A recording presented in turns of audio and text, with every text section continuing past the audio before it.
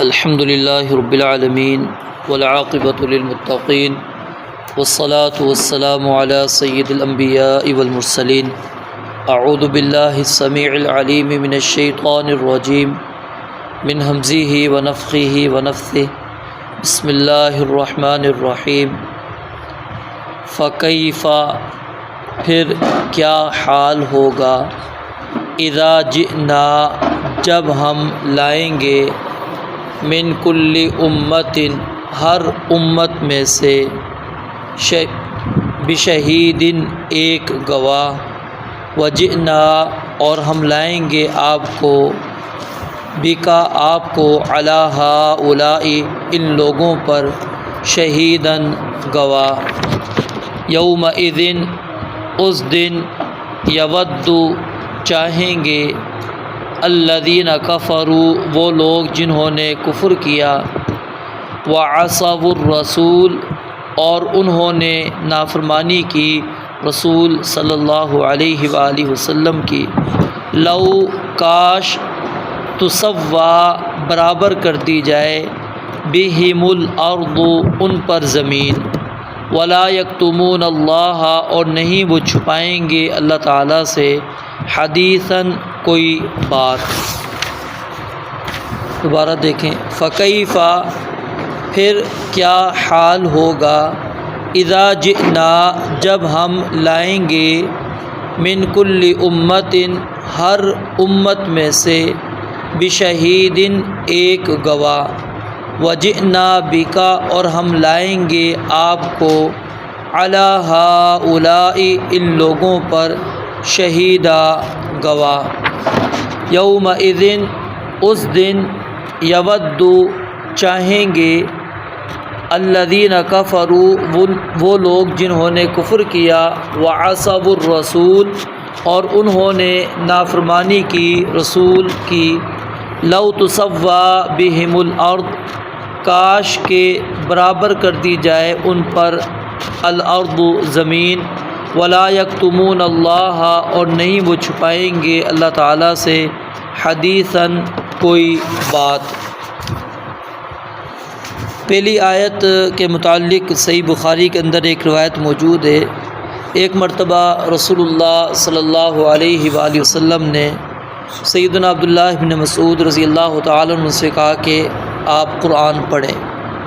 تو عبداللہ بن مسعود رضی اللہ تعالیٰ عنہ نے کہا کہ کیا میں قرآن پڑھوں، حالانکہ قرآن تو آپ پر نازل کیا گیا ہے، آپ پر اتارا گیا ہے۔ آپ نے فرمایا کہ میں کسی اور سے سننا چاہتا ہوں، تو پھر سیدنا عبداللہ بن مسعود رضی اللہ تعالیٰ عنہ نے سورۃ النساء کی تلاوت شروع کی۔ جب اس آیت پر پہنچے فکیف اذا جئنا من کل امت بشہید وجئنا بک علی ہؤلاء شہیدا، تو رسول اللہ صلی اللہ علیہ وسلم نے ان کو کہا کہ بس آپ یہاں پر پھر آپ علیہ السلام کے آنسو بھی جاری ہو گئے آنکھوں سے، پھر آپ نے آگے تلاوت نہیں کرنے دی، کیونکہ یہ آیت اس کے اندر رسول اللہ صلی اللہ علیہ وسلم کو بطور گواہ لایا جا رہا ہے۔ کن پر؟ علی ہؤلاء تمام لوگوں پر۔ اور اس کی وضاحت ایک اور حدیث کے اندر موجود ہے کہ نوح علیہ السلام کو بلایا جائے گا اور ان سے پوچھا جائے گا کہ حل بلغتا، کیا آپ نے جو ہم نے دین آپ تک پہنچایا تھا، نازل کیا تھا، کیا وہ آپ نے دین آگے پہنچا دیا؟ تو سیدنا نوح علیہ السلام فرمائیں گے کہ میں نے پہنچا دیا ہے۔ پھر ان کی قوم سے پوچھا جائے گا تو قوم انکار کر دے گی، قوم کہے گی کہ نہیں، یہ اگر ہمارے پاس نبی آئے ہوتے اور انہوں نے ہمیں کوئی پیغام دیا ہوتا تو ہم تو مان لیتے، یہ نہیں ہے، انہوں نے ہمیں کوئی پیغام نہیں پہنچایا۔ تو اس وقت پھر رسول اللہ صلی اللہ علیہ وسلم جو ہے گواہی دیں گے کہ نہیں، نوح علیہ السلام نے جو ہے اللہ تیرا پیغام پہنچایا، اور صرف یہ نہیں کہ ایک دفعہ پہنچایا، 950 سال تک پہنچایا۔ یہ پوری تفصیل یعنی جو قرآنی آیات اور احادیث کے اندر ہے وہ پھر وہاں پر سیدنا اور رسول اللہ صلی اللہ علیہ وسلم جو ہے بیان کریں گے۔ تو یہ کیا ہے کہ انبیاء کا انکار کرتے چلے جائیں گے قوم، وہ کہیں گے کہ ہمارے پاس کوئی نبی نہیں آیا، کوئی رسول نہیں آیا، تو آپ علیہ السلام ان کی کیا کریں گے؟ تصدیق کریں گے اور ان کے خلاف وجئنا بک علی ہؤلاء شہیدا، تو اللہ رب العالمین فرماتے ہیں ہم آپ کو ان کے خلاف لے کر آئیں گے بطور گواہ، آپ پھر گواہی دیں گے کہ ہاں تمام انبیاء نے جو ہے پیغام پہنچا دیا۔ اور یہ کیسے پتہ لگا؟ کیا اس سے رسول اللہ صلی اللہ علیہ وسلم کا عالم الغیب ہونا ثابت ہوتا ہے یا پھر حاضر ناظر ہونا ثابت ہوتا ہے؟ نہیں، یہ جو اللہ تعالیٰ نے آپ پر آیات اور احادیث نازل کی، اس کے ذریعے سے آپ علیہ الصلوۃ والسلام کو یہ بات پتہ لگی۔ کیوں؟ کیونکہ اللہ تعالیٰ نے واقعات ہمارے سامنے پچھلے انبیاء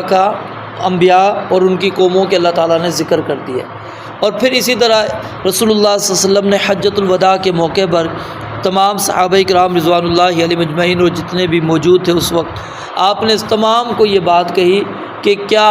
میں نے تم تک اللہ کا دین پہنچا دیا؟ سب نے کہا قد بلغتا، یقیناً آپ نے اللہ کا پیغام ہم تک پہنچا دیا۔ تو نبی علیہ الصلوۃ والسلام نے کہا کہ اللہم اشہد، کہ اللہ اب ان کے اوپر گواہ ہو جانا کہ کہیں ایسا نہ ہو کہ بعد میں یہ بھی انکار کر دیں، کہیں کہ ہمارے پاس کوئی نبی آیا نہیں تھا، کوئی رسول آیا نہیں تھا۔ تو اللہ تو اب ان کے اوپر گواہ بن جا، اور پھر اس گواہی کو یعنی یہ گواہی دیں گے صحابہ کس کے بارے میں؟ رسول اللہ صلی اللہ علیہ وسلم کے بارے میں کہ انہوں نے اللہ کے دین کو پہنچا دیا، اور صحابہ کے بارے میں گواہی دیں گے تابعین کہ انہوں نے اللہ کے دین کو آگے پہنچایا، پھر تابعین کے بارے میں تبع تابعین، اسی طرح یہ چلتے چلتے قیامت تک یہ یعنی پچھلی جو لوگ ہوں گے ان کے بارے میں گواہی دیں گے، یعنی ہر ایک وہ اپنے سے پہلے لوگوں کے بارے میں گواہی دیں گے کہ ہاں انہوں نے اللہ تیرا دین پہنچا دیا تھا، تیرا پیغام ہم تک پہنچا دیا۔ تو اللہ رب العالمین فرماتے ہیں فکیف، وہ حالت کیا ہوگی، اس وقت کیا کیفیت ہوگی، یعنی یہ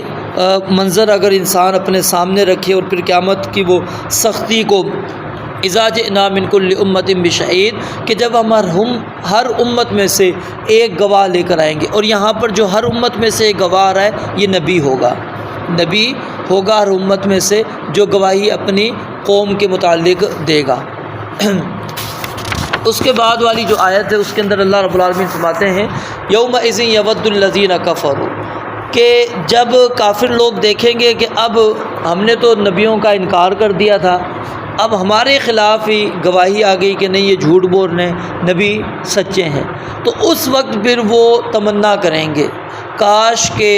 لو تسوا بہم الارض، کہ انہیں زمین کے بالکل برابر کر دیا جاتا، یعنی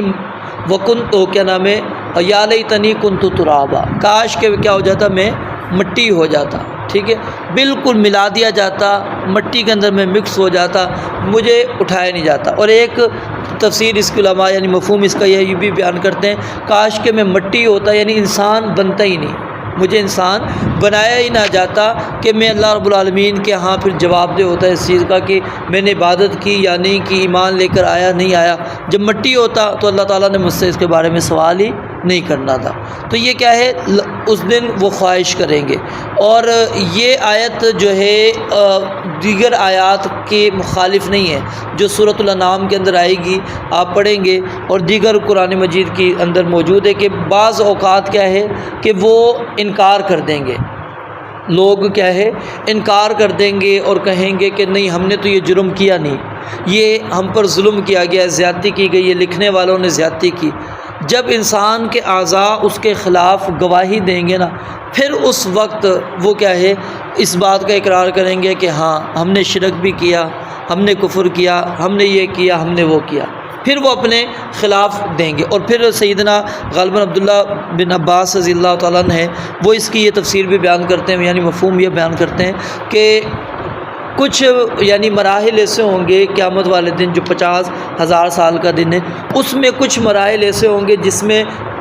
کافر جو ہے نا انکار کر دے گا، کہے گا کہ نہیں میں نے کچھ کیا ہی نہیں، یہ سارا مجھ پر ظلم اور زیادتی ہے۔ اور کچھ ایسے مرحلے آئیں گے وہاں پر وہ اپنے خلاف وہ گواہی دیں گے کہ نہیں ہم نے کیا،